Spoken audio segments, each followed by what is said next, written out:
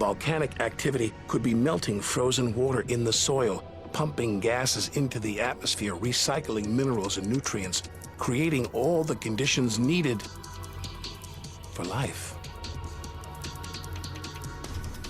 This makes the Grand Canyon look like a crack in the sidewalk. Endless desolation, so vast it would stretch all the way across North America. But here, signs of activity, erosion, and what looks like dried up riverbeds.